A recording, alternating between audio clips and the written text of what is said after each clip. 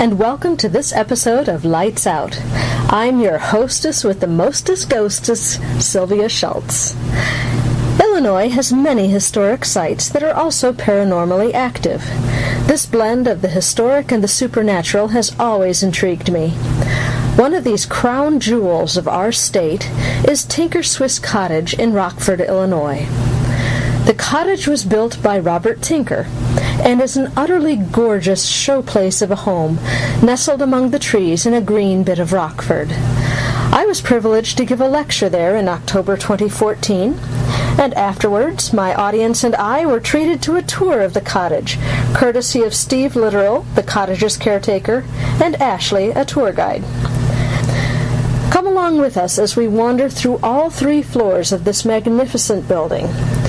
We'll explore both the history and the hauntings of this regal family home. Let's go. Lights out. Today's podcast of Lights Out is brought to you by Audible.com. Get a free audiobook download and 30-day free trial at www.audibletrial.com/DZPN. Over 150,000 titles to choose from for your iPhone, Android, Kindle, or MP3 player.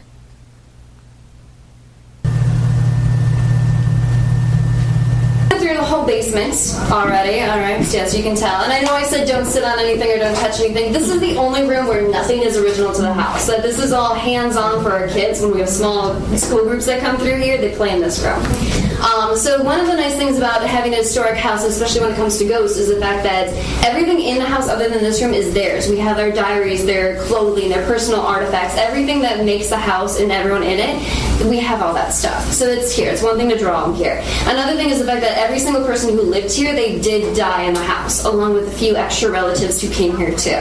So we have a lot of reasons for people to be here. And one of the fun things we actually got this summer is they were working on the railroad tracks over there, and they're like, did you get a groundskeeper? And we're like, no, we don't have a groundskeeper. We have a gardener. Have you seen him? And they're like, he dresses really nice. He's in a suit the whole time with a bowler hat. I'm like, seriously? That's awesome. So it's not uncommon for us to actually hear stories like that of apparently Robert walking around. I love hearing those. It's entertaining. So in this room, when you walk down here, what we've had, there's a group that comes through. It's called Ghost Head Soup. I love one guy. He looks like Biker Santa Claus. You know him, yeah. They're entertaining. They've been here so many times. And one thing that they found near the entrance over there is that they thought they heard a kid, a voice. So then they went out, bought a bunch of toys, and were starting to play with them, and they stopped. There was nothing there. So then they went upstairs. They had a little bouncy ball that they left right near the doorway, and the ball rolled into the bedroom and stopped in there. So when they came back here, they're like, why is the ball in this room? So you know, one thing when I'm like, watch the grade of the house and you come in here, there's no difference in elevation for a ball to roll all the way down there into the second room. So I loved hearing that part. And then one thing that they had is they had a camera crew, and they wanted it to be as authentic as possible. So they didn't hire one of their own people. They actually hired somebody who knows how to take video. And you can see them because they came in here and they moved everything out of the way, and they're playing Duck Duck Goose with this imaginary thing. And you can see the camera going up and down. You can tell he's just cracking up because of how hilarious it is. You're playing with something that's not there that might be there. Then all of a sudden you see like the camera flash around and you see it like looking around him. So he says it's something like rushed past him as he was playing. Yeah, so it's good.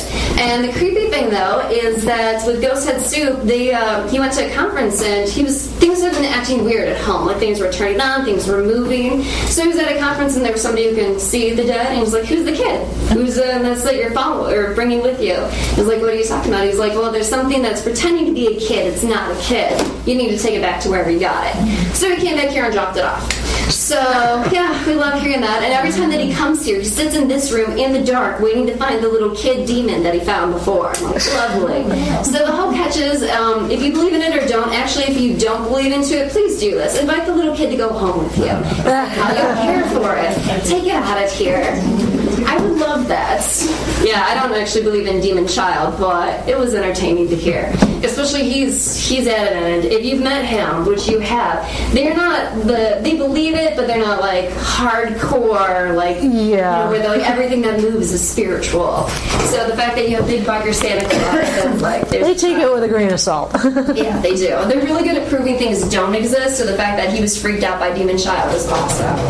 All right, we're going to go up the stairs now, and we'll head into the kitchen. The second kitchen. You're in the first kitchen. Okay.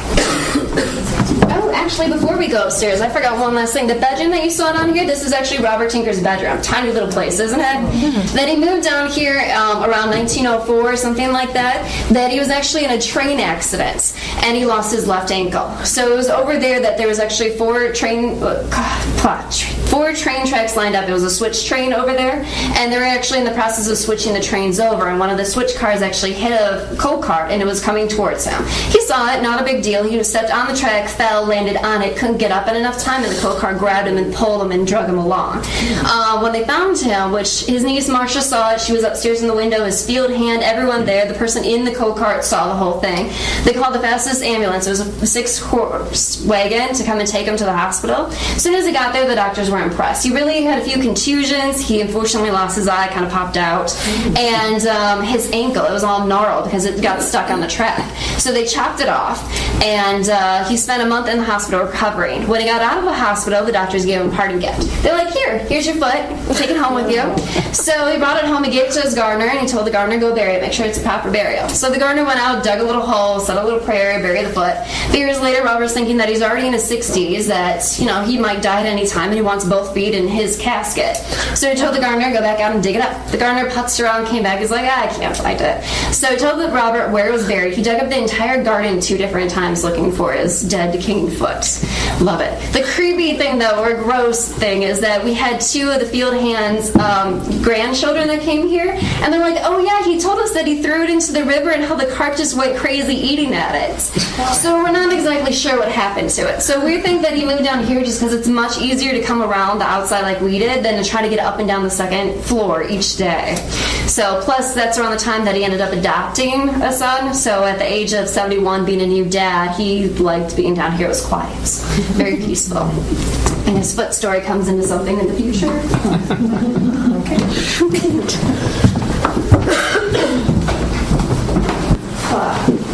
Sci-fi, with the sci-fi people, I forgot that.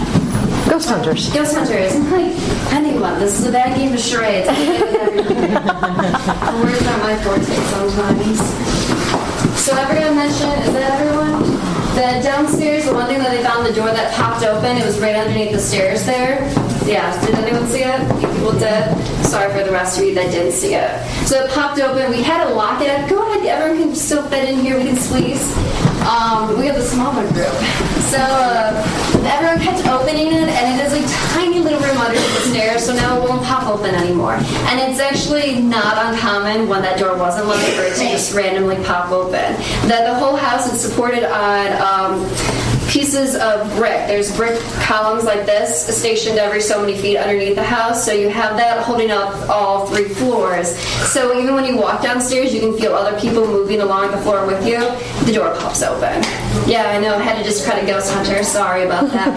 Just that one, because, it's a wooden house, trust me. Sometimes they can't even close the doors, other times when they shut nights. Alright, so the room they're in right now, this is the serving kitchen. This is the main part of the house. Downstairs in the working kitchen and this floor, and then upstairs into the red room. This is the main area of the house. This was built in 1865. The rest of the house was added by 1870. This one was mostly used for if you didn't have guests, you ate your meals in this room. When you had guests or important events, you actually had it in the dining room. And they did have one audio clip, which I like. There's one group that comes to, and what they like to do is set up all this audio and video. We shut off all the lights, we lock the door, and then we go to a 4-hour dinner. It's fantastic. It's a really hard day. And then they come back, they pick up everything, and they leave. So, yeah, I like it. It's really hard on us. And one thing that they caught in this room was actually a man walking around whistling the whole time. It was nice. And it's not uncommon. You can be in different areas of the house. We've heard this from guests, other volunteers, even some of the old caretakers who used to live up in the red room. They're like, yeah, you'd hear a man's foot walking in the kitchen, sometimes opening and slamming the door. So, yes, love that. Don't know whose foot, since obviously Robert only had one.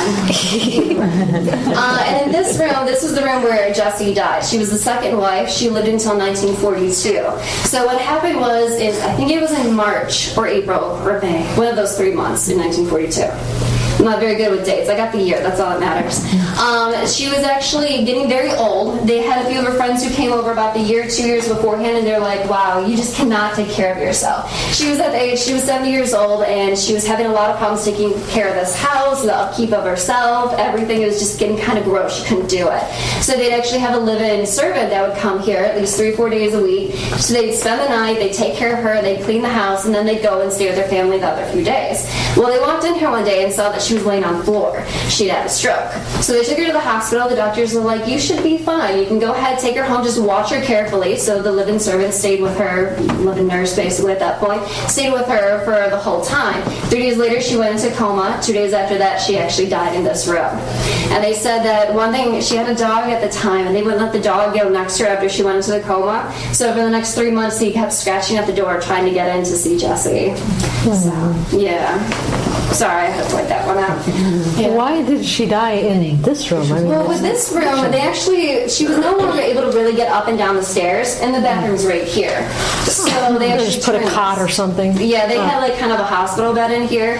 Plus, this room, for a long time, it actually, up until the 80s, it had a working refrigerator, stove, everything was up here, and then it was turned into a caretaker's place. So the fact is that if she's not going to go very far, it's much easier to close off the rest of the house so that she doesn't have to worry about it, and then you have everything here. So basically an efficiency apartment.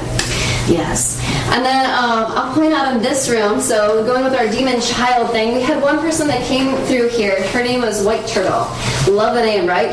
That's her Native American name. Let me tell you that her family is actually from Sweden. She was a first-generation American, so I don't know how she's Native American, but I loved it. So she came through here, and it's not uncommon that we will have people that come through here and they're like, I'm an investigator, I'm spiritual, give me money and I'll find something for you. And she was one of those.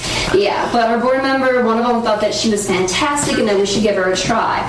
She was creepy and weird, and I loved it with some of the stuff that she did. I'll tell you in different rooms.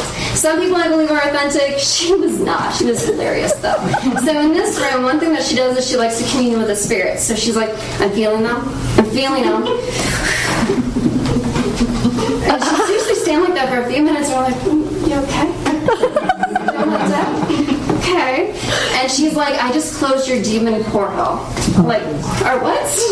What do we have going on in here? She's like, yes, it's a demon portal over this vector.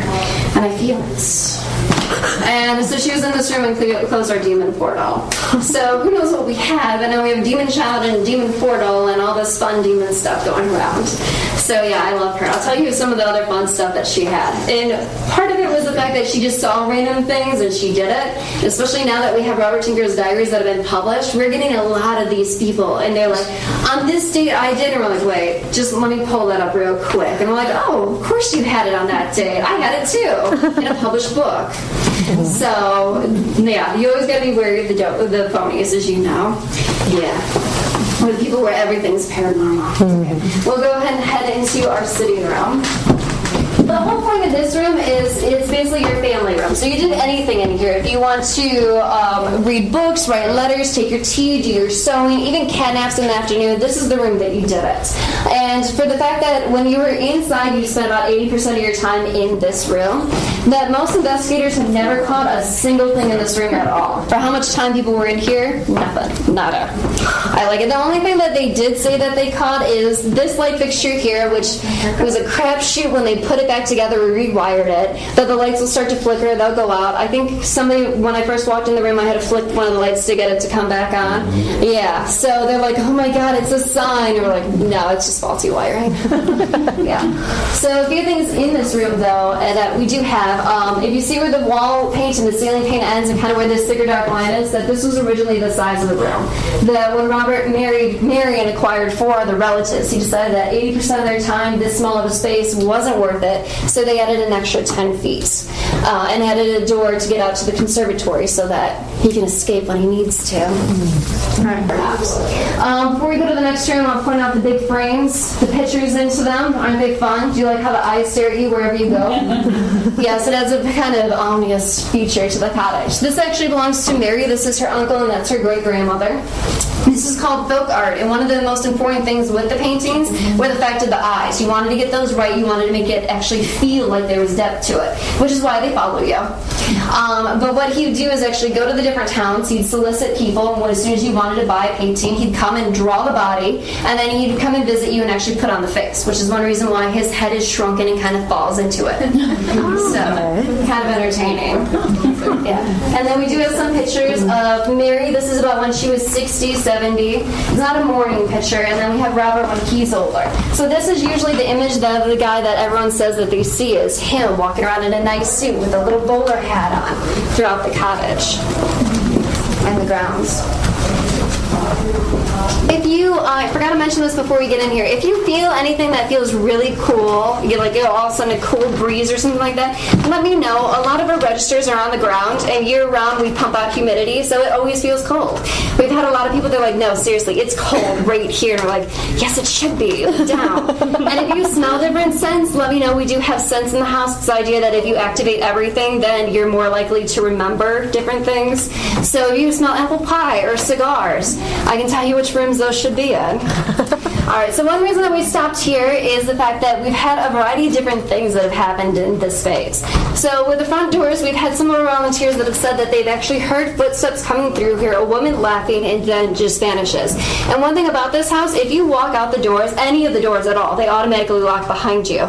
We wanted to make sure it was a safety feature. So when you're in here, the only way you get in is by key. And there's only like 2 or 3 of us that are here at any given time, so obviously you would know if one of us was here walking around. So I love that one. Or my favorite lately, what we just had is, I wasn't the one that was giving the tour, but there was another person.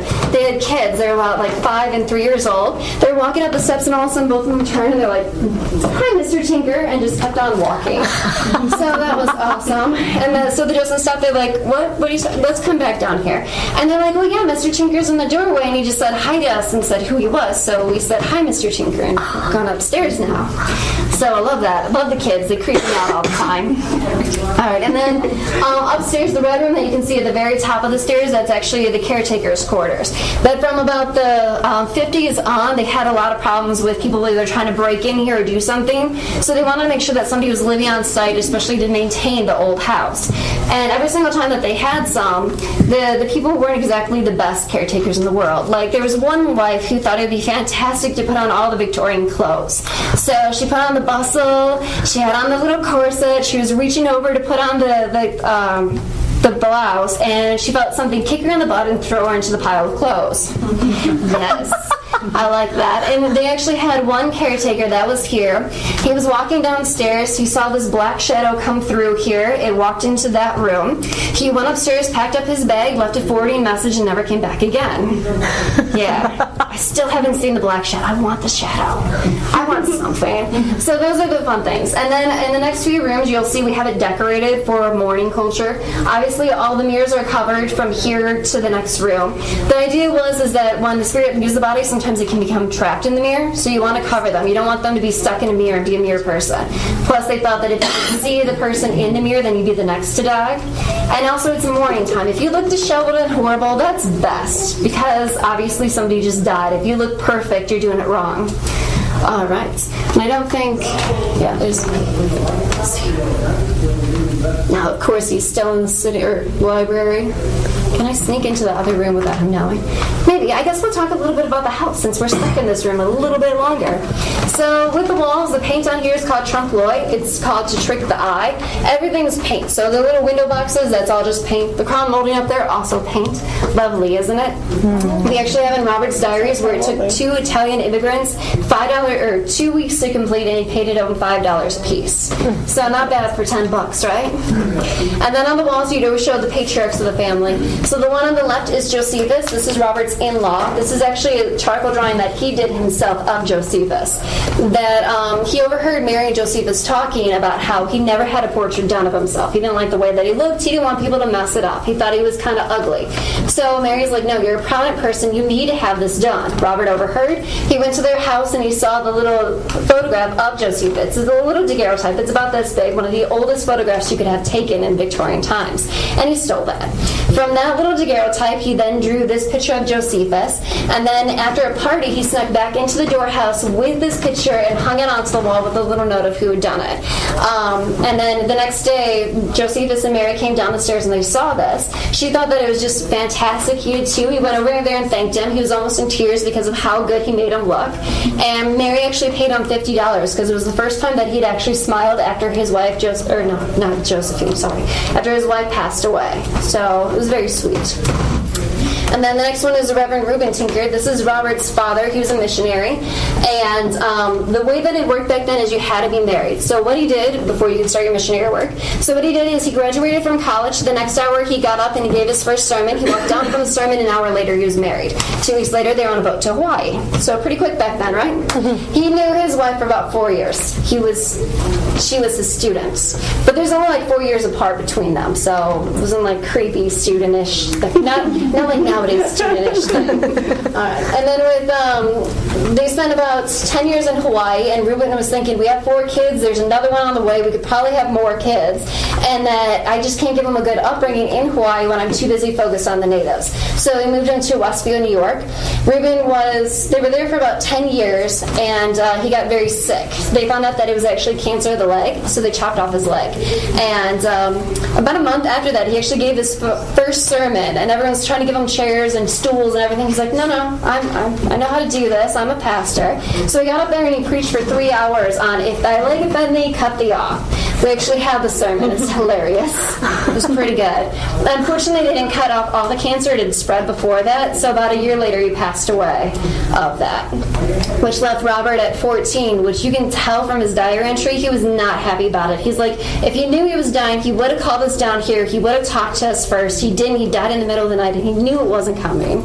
So you can see he was just really upset that his dad died, and he didn't get his final words with him. All right. I think it's enough time. We can head into the parlor. Let's shove them into the dining room. This door? Yes, that door. Yeah, what's going on? All right, we'll wait till they push. Go ahead, come on in. Head into our parlor. So is the paint currently? Is that original? It is original. Okay. We can see in all the rooms everything is original. In this room, and especially in the dining room, when you get there, you'll see that there's cracks in the ceiling. Like here, there's a huge crack. That the chandeliers are just really heavy. It started pulling the plaster down with it. But we had a really great group of designers who came in. They restored all of it. So you really can't see much of it, but that's the only thing that they touched with the paint. So come on in. I'll shut this door behind us. Maybe we'll hear somebody walking and laughing behind us. I would love that. Too bad we didn't have our pregnant educator here. She would totally do it. Except she can't waddle all the way fast enough.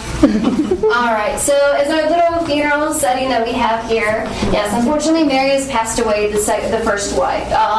Part of it, when somebody passed away, you take any picture that they had and you cover it with a black crepe. This way it signifies this is a person.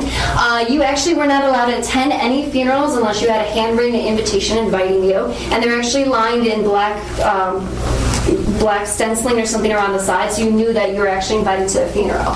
And then when you came in here, some of the same things happen today. Like the flowers that you'd actually have on the casket would be from the closest relative. So in this case, it should say like "a loving wife" with the streamer hanging down from it. Same thing we do today. Then you'd have like the loving sister on the side and everything farther away.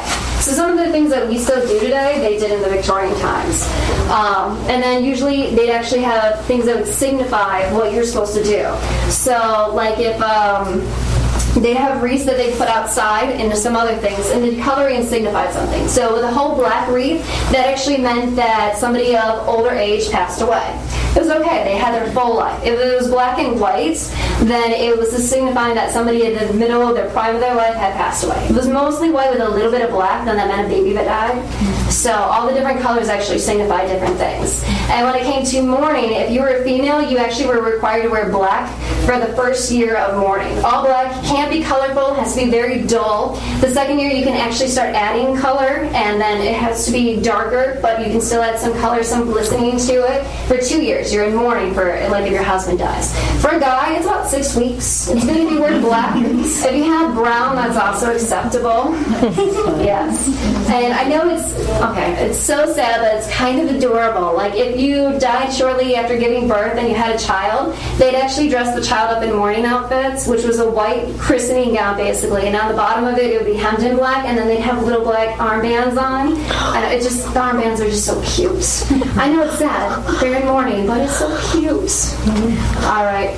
So in this room, the whole point of it is to show off your money and your status. Everything's supposed to convey it so that when you come in here, you don't be like, hey, do you know how much money I have? So that's one reason for the art on the ceiling and the walls, the stone panel, the marble fireplace, even the way the windows are arched, and the stained glass in the main window.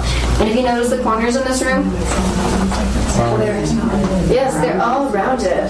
There's 2 reasons for it. The first reason is that it took so much time and money to round a corner. It's an easy way of showing status without actually having to decorate the walls. This is in the Oval Office. The second reason is that this is the room where they'd actually have funerals. And we had at least 7 funerals in this room that we know of. So the idea is the spirit would eventually leave the body, but it's not sure when it would actually go.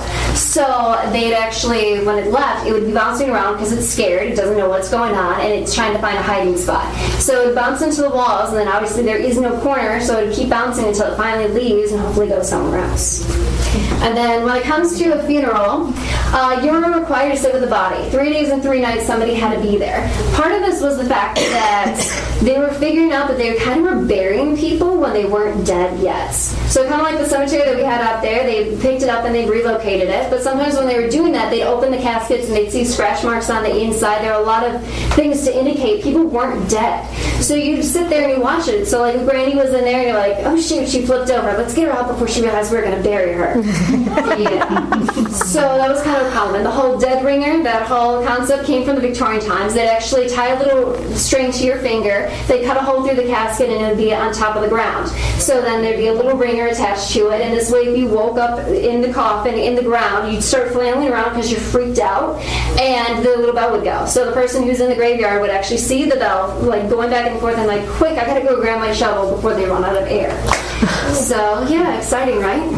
My favorite story that I heard of is during the Revolutionary War, there was one American who was kidnapped. Can't remember his name, very prominent citizen. And he was held in the Tower of London. When he was over there, his biggest fear was actually of having his head chopped off, to be expected. I mean, it's the Tower of London. And then he was finally released. They wanted to be really nice to him because they're like, if we lose the revolution, then we don't want this American to be mad at us. We want some type of good connection with Americans.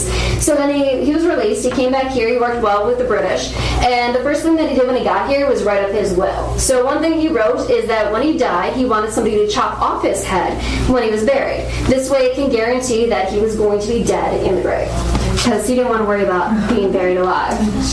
Lovely, isn't it? And then the person that we know that passed away in this room was actually Robert Tinker. That after he lost his leg, he lived for about another 23 years, so a very long time. But they had a problem with the prosthetics back then, that they weren't exactly the best. And if you didn't get the rubber switched out quickly enough, you started developing gangrene. So he had that, and it went through his bloodstream. It was pretty bad. So they put up a hospital cot in this room, and they actually called their adopted son Teddy. He was up in Lake Geneva at a military academy, and they're like, you need to come home. Your father's not going to make it. This was in like October. So he came home, and he was talking to his mom Jessie, the doctors, and they're like, look, you might want to say goodbye. He's not going to make it through the end of October. It's just a guarantee. And Robert overheard him. He's like, no. I came in on December 31st. I'm going to go out on December 31st. And the doctor's like, whatever you say. Then they kept telling Teddy, they're like, say your goodbyes. So he was in here. Thanksgiving came. It passed. He's still in this room. And they're like, what the? So then December came, and Teddy was actually helping the nurse that it was time to change his sheets and his bedding and everything like that. So he actually picked up Robert Tinker, and the nurse was changing the sheets, and that's actually how he died, was in his son's arms. And that's the collectible I was looking for. Yeah, and there's the left I was looking for afterwards. So we know that one. All right, so if you want to head into the, oh wait, before we go in there, so I've got one more thing. This right here, the beaded piece, it's actually a folded tabletop. There's 300,000 beads in there in the shape of a guardian angel holding a baby. We know that Hannah did this. When it comes to domestic abilities, Hannah, Mary's sister, was the best at everything.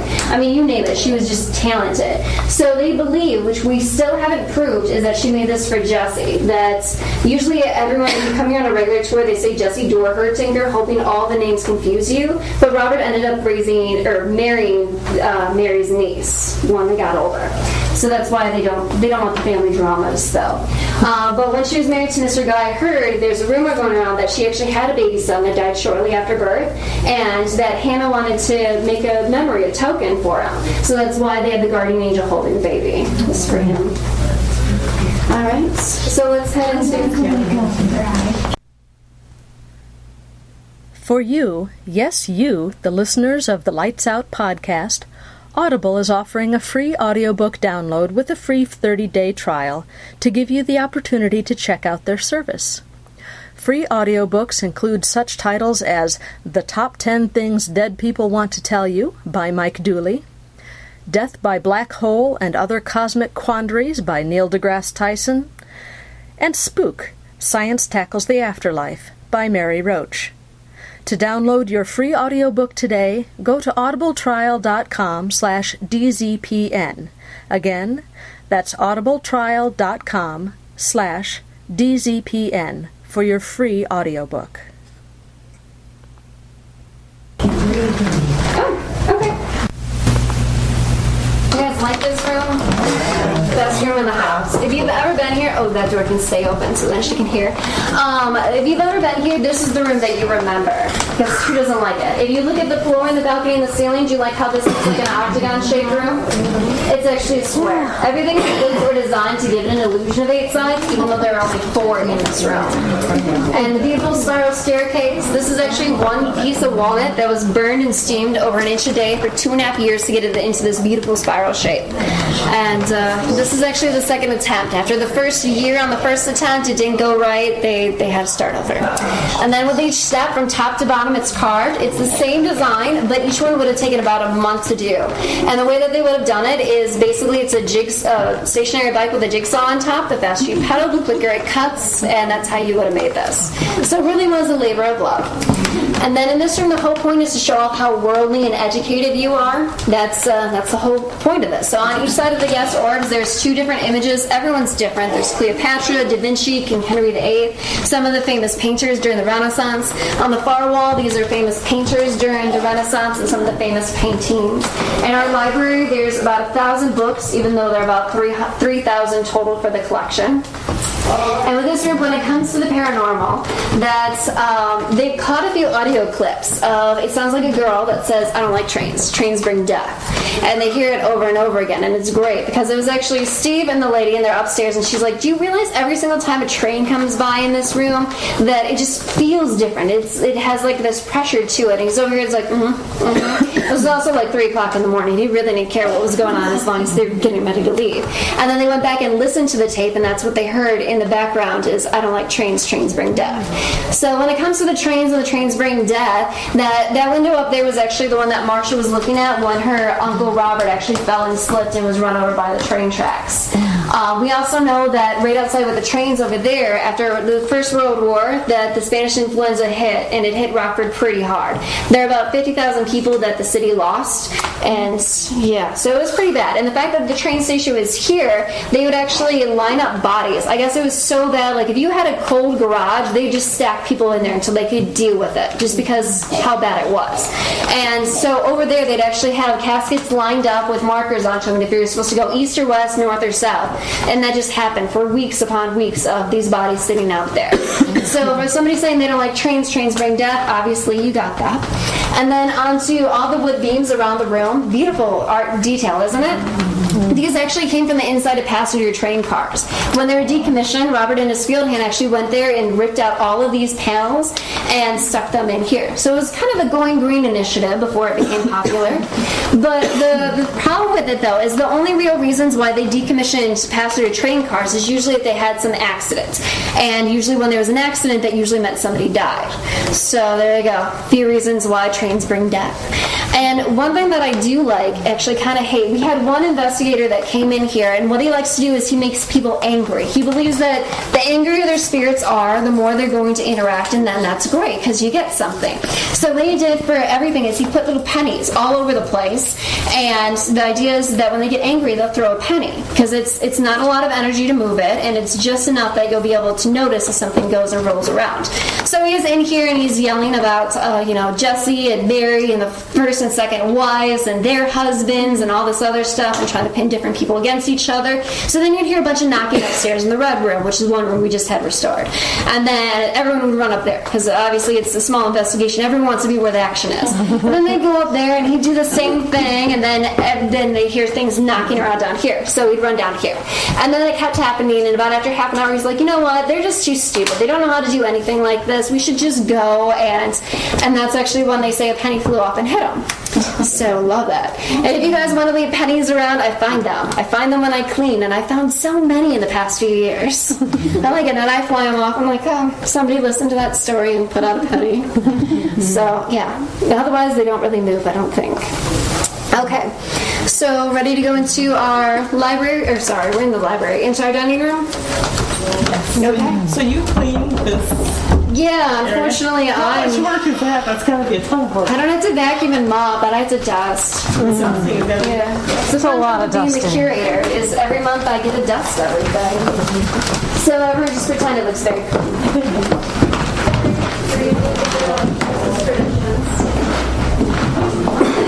Like if you come during a general tour, you actually get information about the family and stuff like that. I don't really talk too much about the family on paranormal. I kind of assume that if you want to know about the lace and the table, which is weird, or about the paintings, you'll come back on a regular tour. So in this room, they haven't had a lot that have happened. The only thing that they did do, though, is they had a seance party in here, and they actually brought a Ouija board. It's exciting.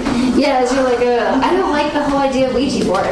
Not very much. So they actually recorded it, and you can actually watch it on YouTube if you want. When I saw that, I'm like, no. We're done. So we actually got a band put on that. Yes. So, yeah, that made me happy just a little bit. So in this room, there isn't so much that has really happened. Box elder bugs flying around. All right. So one thing we'll talk about in this room is some of the Victorian paranormal. So usually when it became popular, you'd like to go there and you'd actually ask about the different people that have died, of course. And some of the tricks that they'd actually do, especially they'd like to do it in dining rooms, is they'd actually built in a fake wall so they'd have somebody hiding behind there. And this way they'd hear knocks on different walls because it's just the like skinny little kid that's going around pounding when it says cue. Certain words would be the cue. Or my favorite is they'd actually cut holes in the table and have like candles set up so that when it's your turn or something, they'd actually have the person under the table that would grab the candle wick from it and pull it out. So it'd snap your candle. Obviously the ghost was here to speak to you. So obviously these kind of things people kept coming back to again and again because stuff happens every single time. Or some of the good ones would actually send private investigators to follow you around and get some information about your family, about the history that you had, so that when you came there, you knew that this person actually had details on you. So a lot of the things were is that people didn't like that, especially some police, some investigators, because they didn't think it was fair. You're tricking people that just want to see their family again. So they weren't exactly very pleased. But it is highly entertaining. I would love the snuff candle. That was, when I heard about that, I'm like, yes. So, or they'd have stuff that would be like pins. So like if you were behind the wall, there'd actually be like a book, and you'd actually hit a lever, and then the book would fly off. So things are soaring across the room, you name it. Very terrifying. I mean, it's better than a haunted house. Obviously, it is a haunted house. The one thing I'll point out, did anyone ever hear the Winchester house? Yes, good, I got a few of these. For those that don't know, the Winchester wife was so upset and afraid that her husband created the Winchester rifle. And she believed that anyone who died by that rifle could come back and haunt her and, I don't know, possibly kill her, I guess, something like that. Yeah, so she built this house, and the whole idea is that it's illusions. So there are doors that go nowhere, there's steps that lead nowhere. It's this fun, weird house where you get stuck in different areas. And it's to trick the spirits, because apparently we aren't very smart when we die. So our house, we have one fake area. It's that door right there. You can open it. You can head outside if you want. The catch is that you're on the second floor right now, so there's a good drop. Yes, lovely, isn't it? So that's one of those catches. The idea is that the spirit would drop, it would fall into that door because it can't see that there's nowhere else to go. And then it can't flow like Casper, and it doesn't know any other ways to get back inside the house. So you rid yourself of some spirits by opening the door. Yeah, great, right? Again, we're really dumb when we die. We don't know about windows or other doors. We're still trying to get into that door. Yeah. I guess there's one culture that I love the best, that when we die, they actually bury you into the forest and they mark an X above your tree, obviously to signify the grave, but every few feet they'll write another X on another tree. And they'll do this all the way around in a circle. The idea is when the spirit would come up, would see the X, it knows that it's trying to find its way home, so it'll keep going to the next tree, find another X, and keep going until it continues that circle for all of existence, because it doesn't realize it's just in a giant circle. Again, so when we die, we become pretty dumb. Alright. And let's see now. Do we? I don't know if we have any more white turtle stories. Other than, alright, yeah, there we go. We had one where she came in. So I'll point out these dishes here. You can see every single one is different. There's 300 in this set. It's the first set between John and Mary Manning. So Robert's first wife before she married him. And everything is different except for a single pink rose. It's her favorite flower. Even in the parlor, there's a bunch of roses that does a border in there. That's also because that's what she wanted. He put geometric designs up. She's like, no, I got the cash. He changed it. So he did. And when White Turtle came in here, she interrupted the one person who was giving it to her. She's like, I got something to say. And I'm like, yeah, that's awesome. So she's standing there. She's like, Mary's favorite flowers are daffodils. At that time, we had a huge bunch of them growing in front of the house. Makes sense, right? And so we're like, yeah, even the painting in there, the one with the crepe on, she surrounded her by roses, most of them pink, her favorite colors. Go White Turtle. Yeah. So, not saying we don't have some fun things, but that's got to be my favorite is White Turtle. Okay, we are going to go to the top of the stairs. The room is dark. If anyone wants to go up there first, the light switch is on the left side. Either that or just walk in there and stay in the middle, and I'll be up there in a second to turn on the lights. Yes? Alright, so you're the coolest part of the house right now. When this was a one-room cottage and Robert was the only one, this was about 10 years before he got married. No, 5 years before he got married. This was the master bedroom. After he was done in here, his father-in-law Josephus did his bedroom. They see with the windows that are right over there, that Josephus was on his deathbed, and he was very upset because Mary's mansion was on the other side and she had beautiful gardens, and he was upset that he couldn't see them. So Robert actually carved out the second window and put it in there so that he actually carved the hole in the roof over there too, so that he could actually see to the other side and had something nice to look at before he died. Sorry. I'm so moving at me. Are we north out here now? Yes, this is north. Yep. All right, then after this was used by Josephus, it seemed to be just a guest bedroom. For anyone who came here, they stayed here. Unfortunately, for half the people that came here and stayed here, they ended up dying here at the same time. So we had Marcia and Jessie. Those were the two nieces that came here. The father came here for a trip. He was going out to Colorado. When he got here, he wasn't feeling well. A few days later, he passed away in the house. There was an aunt, same thing. She was going out to the East Coast. She came, stayed in this room. She died in this room. So kind of creepy and not very good luck on any of them. After that happened, then this became a maid's quarter. So their bedroom was back there, and this was a living space. Usually, Robert and Mary like to hire families, at least a husband and wife team, so that there'd be the same inside person, the same outside person, and that they didn't have to worry about giving them multiple spaces or anything else. So it was a very nice space for two servants. Unfortunately, everyone just kept dying here. All right. So what happened up there? Up here, this is one room since they had the caretakers that lived here, and after it became a museum, we also had caretakers who lived here, and they kept painting the walls. So we stripped off the walls, and this is actually what we found underneath. When we found it, we're like, this is weird, but this is actually the first paint layer. This is what it looked like when Robert was a bachelor. Strange, right? Goes with our Hawaiian theme. It really does, because this funny border all the way around is actually the same one that's on the coconut shell over there in the corner. Yeah. So it's an idea of using things in your collection to help paint or create color schemes and ideas. And red in Hawaiian culture also a very prominent, powerful color. So kind of a fun thing. All right. And then in this room, they actually did some investigations. Just anyone can come investigations. They have like usually 2 or 3 investigators who'd be here. And every time that they do anything, they finish in this room. This is one we're in the process of restoring it, which took months because we couldn't find the right color red. Felt so girly then. We're like, no, it's still off. Keep trying. Anyways, so everyone would finish here. And the fun thing is that at 2 o'clock in the morning, every EMF detector that we had, it was always like bacon, eggs, breakfast, lunch. And it's kind of like what you expect servants to be talking about, like preparing a morning breakfast. So it was kind of fun. And then this is also the room when the guy liked to make people angry. This is the room that you would hear a bunch of stuff. And they said that there were 2 people. They're a little bit older, and they were tired of running back and forth. So they decided to sit up here. They got a little winded, and they swear that they heard somebody say, they're like, just stop, and they'll go away. So, yes. Gotta love it. All right, so the next... Oh, they're in the master bedroom. Okay, we'll go to the first bedroom over here. Who are these 2? That's actually Robert and Mary. This is a picture that Robert did, a charcoal drawing, that he's about 17 and Sho is Mary. They were actually married when he was 35 and she was 42, so he wanted to show a young and impressionable age that they were allowed to be married at if they had met that young. So, What a lovely couple. yeah, and it was so nice. Honestly, with this guy, I would totally take him as a husband. I mean, he did charcoal drawings for your anniversary. He's like, here, this is a beautiful image of you. Do you like it? Hey, I created this wonderful furniture piece. Would you like this as your anniversary present? Hey, let's go to Hawaii for a honeymoon. Anyone else? Yeah, again, I'd take him. It's okay. Minus the fact that he lost all his teeth by the time he was 35. I'd still be kind of okay with it. All right. So, yeah, right now, the 2 rooms, this is actually called a bedroom suite. Now, you know most Victorian homes don't have closets in them. It's just because you were taxed by every room in your house that had a door. So people can't see the point in spending money in this tiny itty-bitty room that you can't really utilize. So to get around it, he made it big enough that you have the bedroom here, the closet here, and the closet can be utilized for anything. The women, when they lived here, this was their sewing room. And in our little closet, there was actually a tiny little closet. He didn't care. After he finished building the houses, he knocked closets into everything. There are actually 5 on this floor, 3 in the main floor, and 3 in the basement.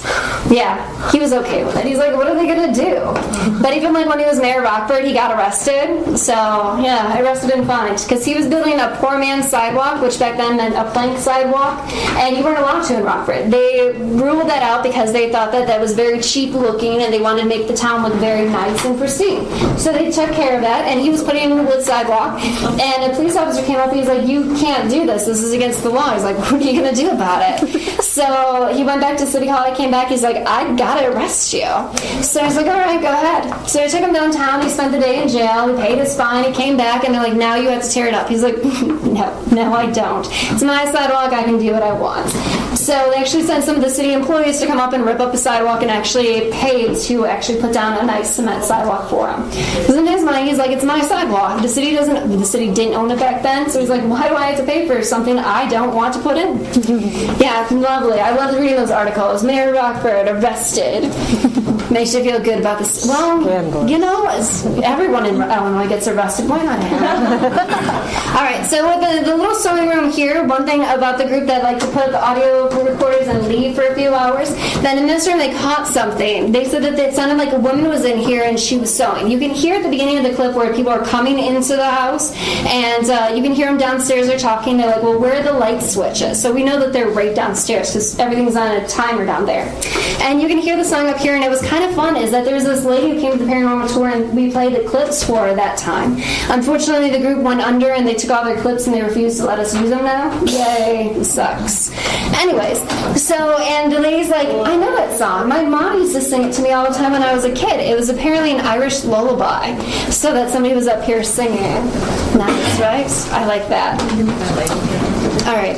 Other than that, they really haven't caught much in there. This is actually Mary's bedroom. We call it that. Obviously, we don't know who spent which time where, but we're pretty sure that this was Mary's bedroom, especially when she died. That she was about 72 years old, and for the last 20, 30 years of her life, she was really sick all the time.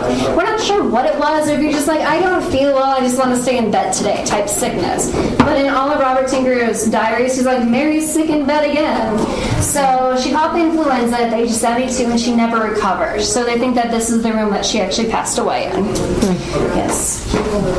And then I'll talk about Hannah, because we're not sure where she died, but it was really sad. In Robert's diaries, he talks that the doctors that came in, it first started like every few weeks, and they just took fluid from her, gallons of fluid. Then it was every week, then it was like every few times a day. It was just really gross, and nobody really knew what had happened. She actually said that she wanted to have an autopsy done, which back then you never cut up the body unless, well, you were a doctor and you had just one lying around. So being a prominent citizen, you were going to be cut.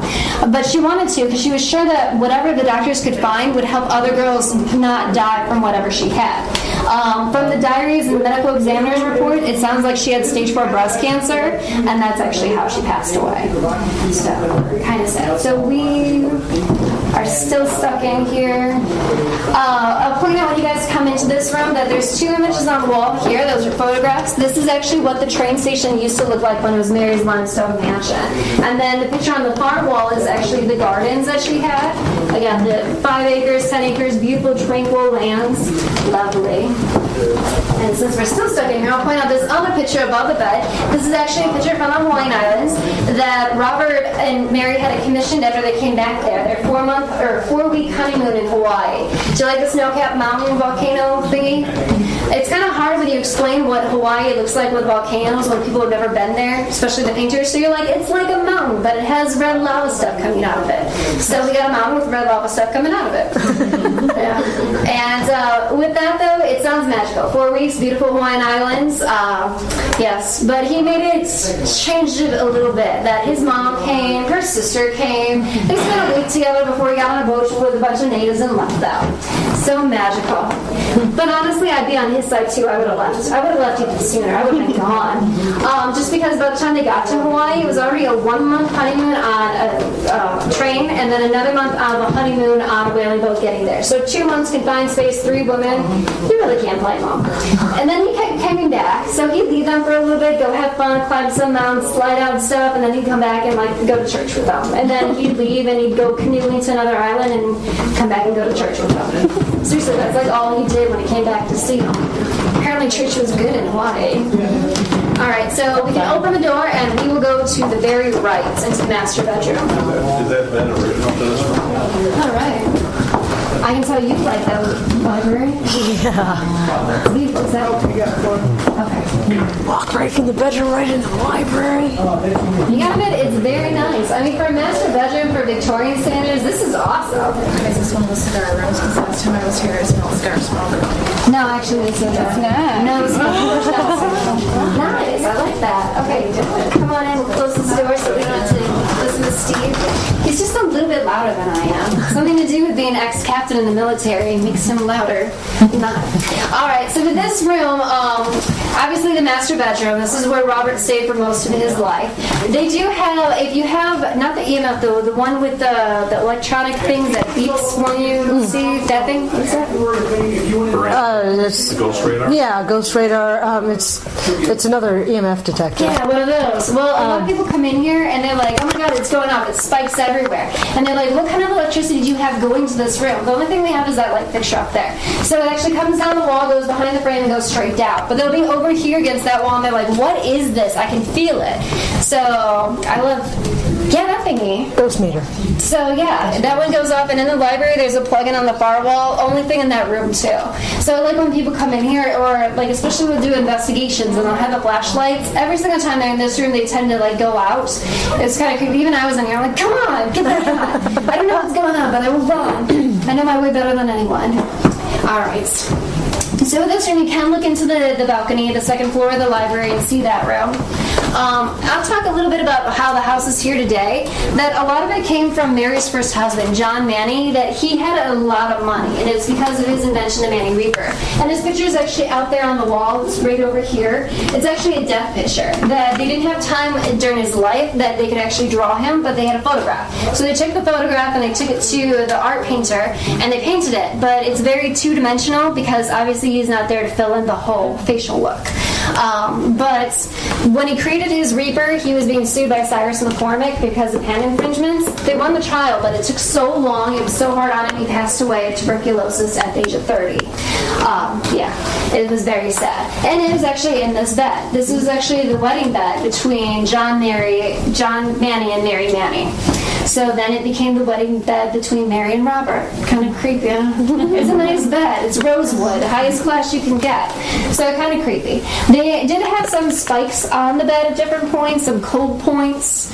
Okay, so everyone's squished in there like a bunch of sardines. I like it. Alright, so we call this Josie's bedroom. We know that she utilized this, and then when she adopted her infant son Teddy, she turned her closet into a little nursery board. So that's what we recreated in there. With all of his original stuff, some of his toys, even onto the dresser is a little handprint of a toddler in plaster. Robert actually did that for Jessie, so she'd always have an image of her little boy. So it was kind of sweet. The way that they adopted him, though, is that Robert knew Jessie wanted to have a child, but he knew they weren't going to have it. She was already in her 50s. What was the chances of actually having a baby? Plus, the fact is that this was a niece. They weren't exactly sharing the same room, and I'll talk a little bit about that after I tell about the child. So she was in Chicago one day. She got a letter or telegram to go to Bloomington Normal. She went down there, came back the next day. Robert came home the day after, and she met him at the door. She's like, "Hi, here's our son. His name's Theodore." And he's looking, he's like, my what? He was 71 when they adopted. So he was not expecting that at all, which is another reason why he probably moved down to the basement, was the fact that 71 years old, dealing with a newborn. Teddy was 8 weeks old when they adopted him. Way too young, or way too old to be a first-time dad. So with this room, as Jessie's bedroom, she was married once to a guy, her. So when they come during the day, you'll hear Jessie door her tinker. He was an artist and dressmaker. The drawing up there above, painting above the window is his, and there's a picture of him on the dresser, too. They were married for about 4 years, and then he passed away. Back then, they called it he had a softening of the brain. Today, they know he was just having a series of strokes that eventually led to his death. So when he died, Jessie moved back here to be with her sister and her aunt, since this had always been her home. And as soon as that happened, everyone died at the same time. Within 3 years, the 3 other women died. So as I said, the 2 of them had, I didn't say about how Marcia died. Okay, well, Hannah had breast cancer, Mary died from influenza. Jessie, we actually have from her diaries, about 3 years before she died, she was actually in the hospital and they wanted to do a procedure. So they cleared out the entire Catholic ward, put her down into a chair, gave her a few sedatives, and started scraping her from breast to bone. Yeah, back then that was actually what they did when you had breast cancer. Stage 4, that was their operative technique, is just to scrape the crap out of you. So they did that. And 2 years later she got sick. Obviously between that and the cancer, she passed away. So 3 women all died, leaving Jessie and Robert in the house together. So back then, you can't just stay living together without some blood ties between you. It's sinful. And he raised her since she was about 3 years old. He didn't know what else to do, so they got married. Marriage of convenience. But also another incentive for getting married is that when Mary died, she gave her money to Marcia and Jessie. When Marcia died, she gave her share to Jessie. So Jessie had a bunch of money, nowhere to live. Robert had a house, but he didn't have a lot of cash. So marriage of convenience. Another reason why he moved downstairs to make sure that there's nothing going on between him and the niece. Yes, creepy. I love it. And then with this room, we do have, we used to actually have it roped off. People weren't allowed to come in here. You can see all the damage on the walls and the ceiling. Right now, you're over top of the dining room, and the dining room light fixture you saw, it's huge, it's massive. So it was pulling everything down. It was cracking all the walls in here. So they actually stabilized it by ripping up the floor, reinforcing it with steel beams, putting the floor back down, that's why it looks horrible, and stabilizing all the walls so it wouldn't crack anymore. But when they did that, the last curator, she was very afraid that people would somehow damage the work that they did. I don't know how you damage steel, but yeah. So she had it roped off. And this is another thing that I hated when we had kids come through here. Because they're like, why is that room closed off? And we're like, well, because, nobody can go in there. And they're like, but there's a lady in there. She's telling us she doesn't want us to come in here. So, and we're like, okay. So every few months we would have some kid that would say the same thing. There's a lady in there and she doesn't want us to be in her room. And we're like, yeah, that's awesome. So aren't you guys glad you're in the ladies' room that doesn't want you to be in here? Yeah. Thank you for coming with me on a tour of the lovely Tinker Swiss Cottage.